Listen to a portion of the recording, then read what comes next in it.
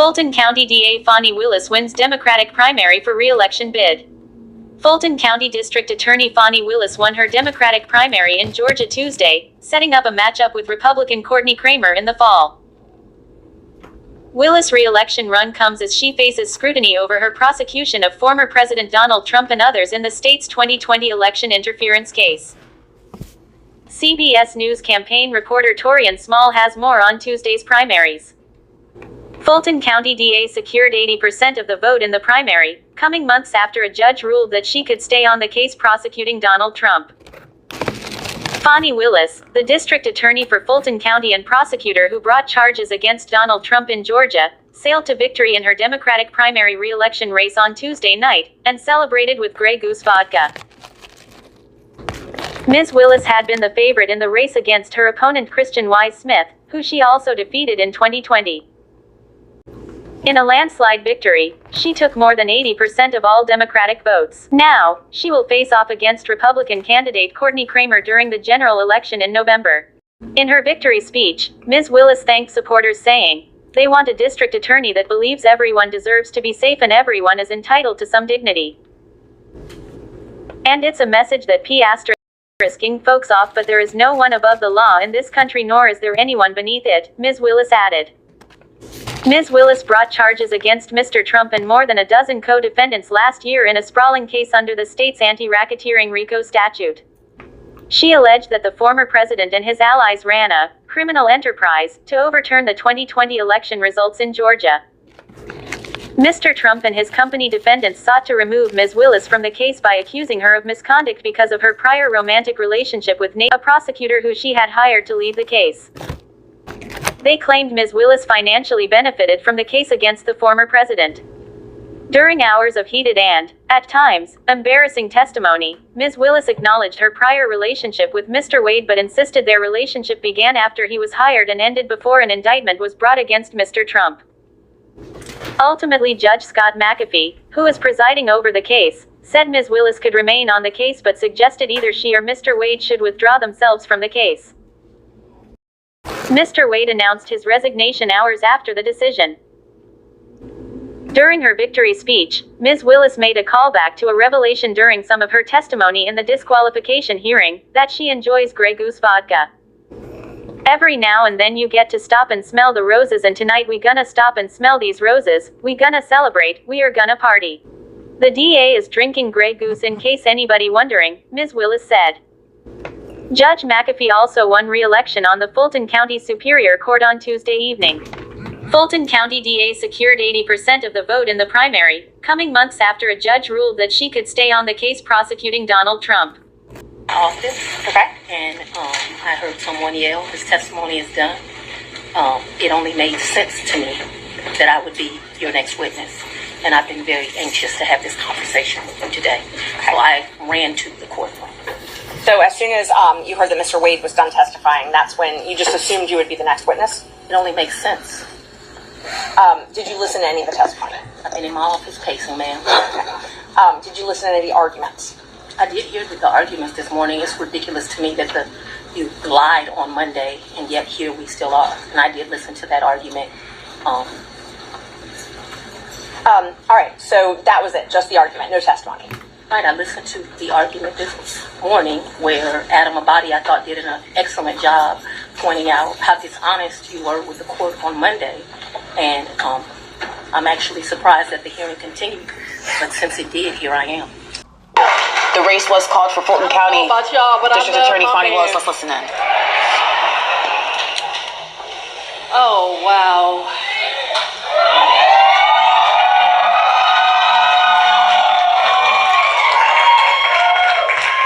Can I take my time? I am just so humbled and so grateful to the citizens of Fulton County who made this possible. Tonight, they delivered a strong and a powerful message. They want a district attorney that believes everyone deserves to be safe and everyone is entitled to some dignity. And it's a message that's pissing folks off, but there is no one above the law in this country, nor is there anyone beneath it. You all, 4 years ago when I came and took this seat, me and that man over there, Chief Meadows of the city of South Fulton, we were really frustrated because we were telling people there was a gang problem. And people were acting like we had two heads. They said there was a gang problem in Chicago. There was a gang problem in LA.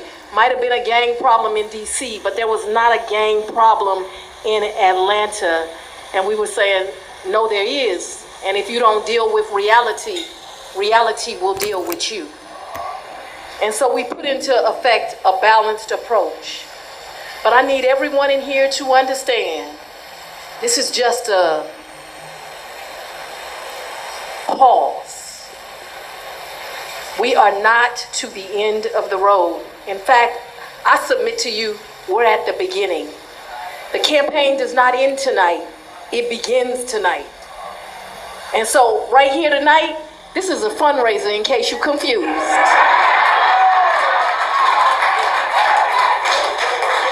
If you left some money at the door, go back and leave some more. I got 2 stores going on. Go and buy a t-shirt because you're going to need to wear it. Because we in this fight for the long haul. You all, in all seriousness, my opponent has super PACs already supporting her. The Republican Party of this country and the state have already supported her. But right here is a grassroots campaign. Nobody is supporting me but the people of Fulton County. And so we need you all the way in. If you believe this campaign, a very brilliant woman last night, Rachel Maddow, said that this campaign and this movement is the bellwether of democracy. And we need you to support us. 4 years ago, you elected me as DA to bring crime down. And I think you've heard we've done just that. But I need to remind you of where we were 4 years ago. Not only was crime just going wild, we also were in a state where George Floyd had just been murdered. And it was on the back of many, many atrocities. And as a result of these ugly, ugly things that were happening in our communities, people were dissatisfied with law enforcement and the justice system. And guess what? They were right. There was no reason to have this. Also, there are many here that are on my team, and they know we walked into a district attorney's office that was completely broken. But if I didn't do anything else right, I put together a team of fierce warriors, and they are making a tremendous difference, changing the challenges. Let me say that for you again, what the mayor said. Homicides are down 21%. That means mamas is going home hugging their babies. You understand? Those aren't just numbers. That means mamas are attending their sons' graduations. They're going to their children's weddings. They are enjoying just having Sunday dinner, not buying caskets. I need you to understand that violent crime all over is down 25%.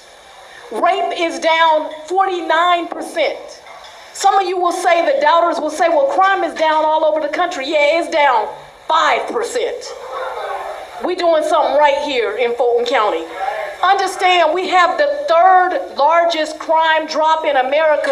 We only chasing San Antonio, Texas, and Arlington, Texas, and they about to be in my rear view if you know me.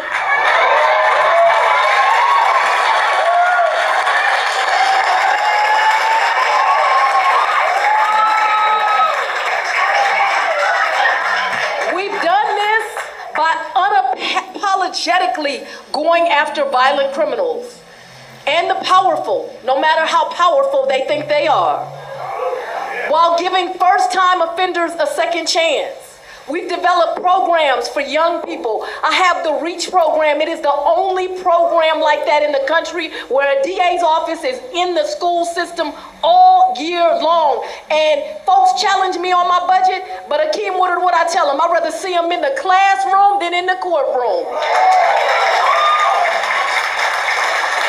And this balanced approach is working because we are making tremendous progress. But please understand, I'm just getting started.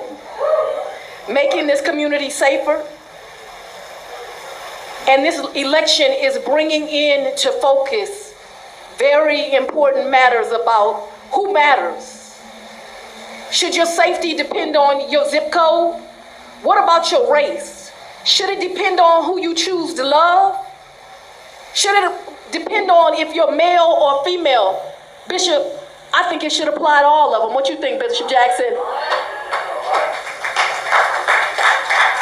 I want you all to understand, hear it now. My opponent is completely unqualified. Completely. She has less than 4 years of practicing law. She has never been in a criminal courtroom. But while she is inexperienced and unqualified and does not represent the values of my county, don't get confused. She is a real threat because of who backs her and how they back her. She does not have allegiance to the people of my county. She has allegiance to politics and the powerful's interests. Oh, y'all read between the lines. She doesn't believe that everyone is afforded equal protection of the law. She doesn't believe in accountability. She will not do the hard work that is required of a district attorney that wants to make Fulton safer. And I want you to understand, this work is hard. Now, some say that we must choose between safety and justice, but I'm here to tell you they are wrong. What they are really saying, I want y'all to hear me. What they are really saying is that certain people matter less, that certain people's children matter less. I reject that. We cannot accept violence against anyone, including the impoverished, including minorities, including homosexuals, transsexuals, not anyone, and not women. As Matthew chapter 25, verse 45 says, truly I tell you, whatever you did not do for one of the least of these, you didn't do for me.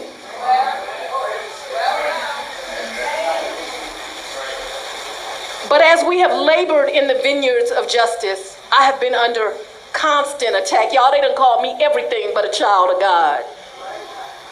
I've had to move out of my home where I raised my two beautiful daughters. From the bottom of my heart, Chief Meadows, I will never be able to thank you enough for your team of servants that every day, folks don't know, twice a day, you had bomb dogs at my house. They don't know that you constantly kept the police on me. They don't know that Chief Shearbaum made sure when I got to that courthouse I was safe. They don't know the team that it took just to make sure I kept breathing. And I owe you and Chief Shearbaum and law enforcement my life.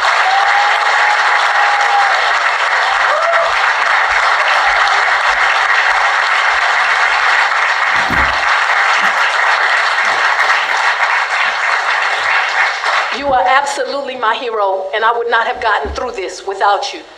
But even with all the threats on my life, it is nothing compared to what the victims of violent crime in Fulton County have too often experienced. The deep sadness that comes with being made a victim. See, this is what they don't understand. They can attack us, they can beat us down, but they will not succeed. See, they don't know the fire that I come from. They don't know that Brother John Floyd. But this is the fire that we are made from. All the attacks in the world can't stop us, and they will not stop us. This is a fight for safety. It's a fight for justice. But it's a fight for the rule of law.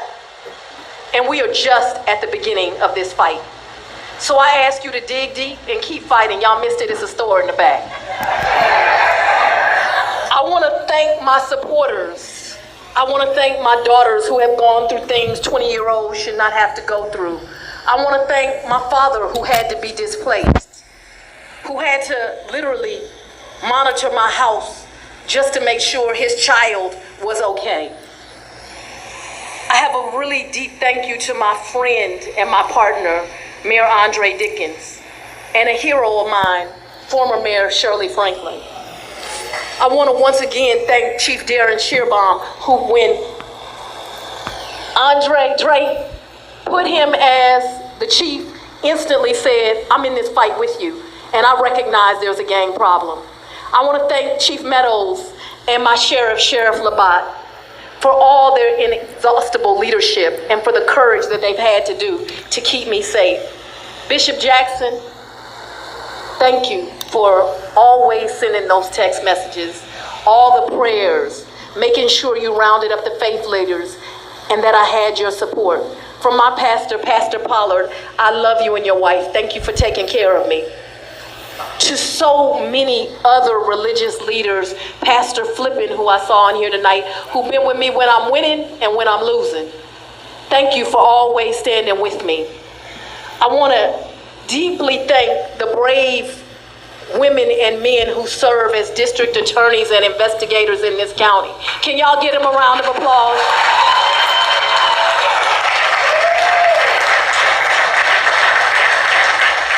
In case y'all don't know, we the best to ever do it. You heard what I said? We the best to ever do it. To my campaign team, Charlie Bailey, Keisha Carter, Jeremy Howard Harris, Chris Hutman. We did that. I think they said 90, that's what I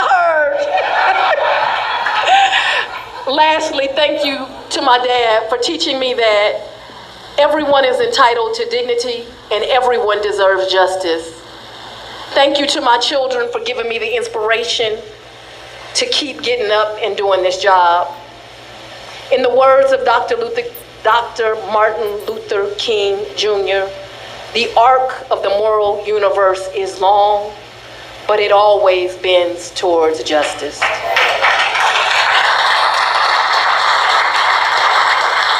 So ladies and gentlemen, tonight, every now and then you get to stop and smell the roses. And tonight we're gonna stop and smell these roses. We are going to celebrate, we're gonna party. The DA drinking Grey Goose, in case anybody wonders.